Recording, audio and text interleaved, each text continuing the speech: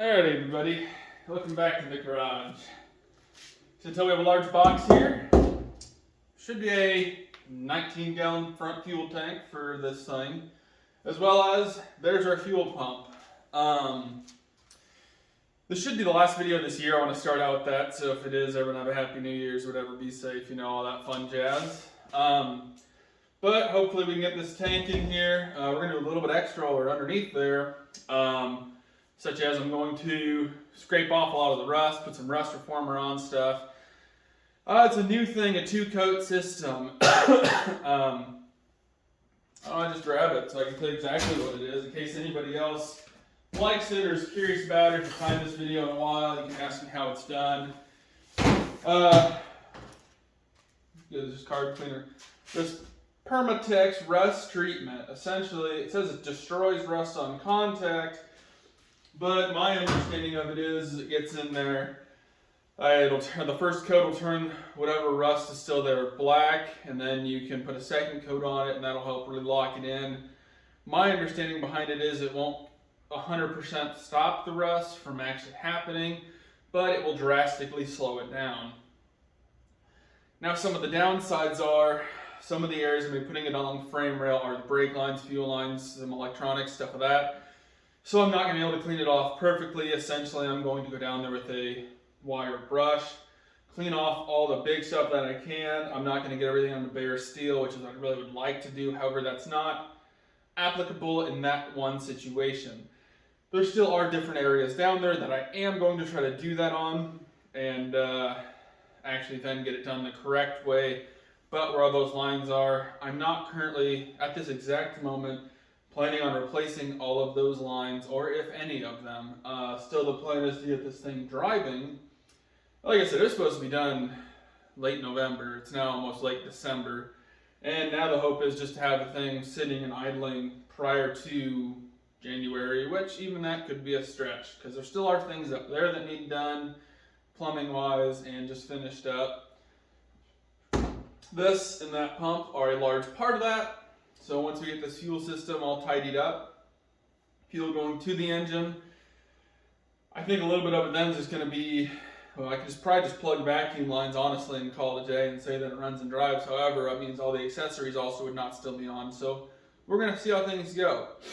But for now, get the tank out of the box, get some paint on it, get underneath, scrape stuff off, get 2 coats of that, cover it with paint after, and see what we can do. You're probably not going to get very many time lapses, excluding getting the tank in, just because as we learned taking the tank out, the original tank, I don't have the greatest lighting in the world, so underneath there at least, so it's going to be kind of difficult in order to do anything or show you guys me doing much. Not to mention, once I get this thing in, after everything's black, it probably still won't look the greatest once I'm actually putting it in. So it's going to be hard to tell how well that time lapse will even come out, really. But that's enough talking. I'll go ahead and get stuff scraping, get this guy out, get that painted, get that stuff treated. We'll get to going. So let's get at it. Alrighty. So sorry for the poor lighting. I got to use this now. I've got some ballast that clearly need, well, cut out basically and bypassed. But anyways, tank's all painted up. In the underside, this took a lot more paint than I was expecting, but I pretty much got everything where the tank's going to be underneath, so it's a really weird line over there. Some of this isn't as cleaned off as I'd like, but it was just kind of the main areas where it's going to be. But see if I can flip you guys around so you can see a little something. I don't know if you can really much or not, but she's pretty well painted up under there now. So let's try to get something set up and see if we can't get the pump in and then get that tank in and see if I can't flow some fuel. Well, guys, I got some bad news. I just set up my time lapse. Was going to put the pump in the tank, get the tank in the truck. It wasn't going to be running this video regardless because I'm waiting on some parts. But air filter came in. That's a plus. But anyways, We'll just show you what we have going on here. So here's the old pump that I wasn't planning on taking out until this new pump would not go in, no matter what I did. Well, as we can see, hold them together, that new pump is way longer. Even if we want to go on top of each other there. The bend is different. The pump is longer. It's just something ain't right here. And not to mention, that was the biggest pain I've ever had getting it in there. And once I actually got it in there, I could not, what do you call it here? I couldn't get it set in there to where it'd actually be able to do anything. This thing's zoomed in. That's why everything seems weird. Which, I mean, it led me to believe, hey, you know, maybe this hole's supposed to be punched out and not that one. But I just went and looked at the old tank. The hole is still right there. This is a brand new 19-gallon tank.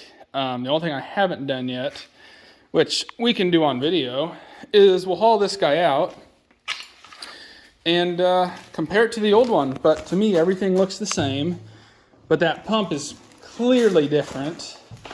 So I was really hoping to have this stuff all in before the snow got here, because it'd be less to clean up when we get stuff in the garage. But just to ensure I didn't screw up, and I'm going to put the blame on anybody, let's double check. This guy's sitting just like this. Get the lucky bucket out of here. And get some light on here so you guys can see.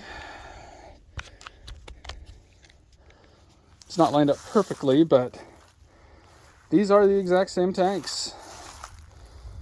Whoever sold that pump, they messed up. Or whoever makes it or something. Before anybody else is wondering, there is a instruction manual that actually did come with it. I looked at it, thinking maybe I'm screwing something up here. All that it says is, well, I'll show you. You know I got desperate when I hopped in here. Well, it seems like, here we go. Pull your fuse, unhook your battery, unhook your filler. Remove tank, remove pump, clean tank, inspect your plug-ins, install tank seal, replace fuel filter, reinstall tank, fill tank with fresh gas. So by what I'm seeing here and what they have there, I did everything correctly. Technically, I didn't flush the tank, but that tank is brand new. So, by my understanding of it is, that's not right. I think I got it from O'Reilly's, which kind of sucks because I kind of like working with them. But hopefully I can take it into a store. I bought it online because no one had it on hand, which isn't crazy for what this truck is. But regardless, that's not right. Hopefully I can get it to an actual store and they can be like, oh, this isn't right. And the float's a little damaged, but that might be on us, which maybe I just bought a tank I can never use. I don't know. But regardless, that's going to be it for this year. Mainly because it's like I've said before, it's time to be with family and everything. Christmas is right around the corner. In a couple days, actually, when I throw this up. I'll throw it up sometime this week. Probably not on Thursday like normal. But yeah, kind of sucks. Made it this far. And there's a brand new pair of socks sitting on my toolbox. So that's pretty neat. But anyways, yeah, I'm going to figure this out, and I guess we'll get fuel at the beginning of the year. I'm not sure when that first video will be uploaded. I've been thinking about uploading one, and it won't be per se this truck related or truck related really at all. However, this is a bummer to end the year this way, but I guess finishing on a low note should mean it should be all uphill from here. At least I hope so. But might as well be optimistic in a crappy situation, because pessimistic isn't going to fix anything for you. So anyways, we're going to call her here, and sorry is how the year ended for us, but you can't win them all, I suppose. So till next year, have a good Christmas, Hanukkah, Kwanzaa, whatever you celebrate, and a good New Year too. See you next year, everybody.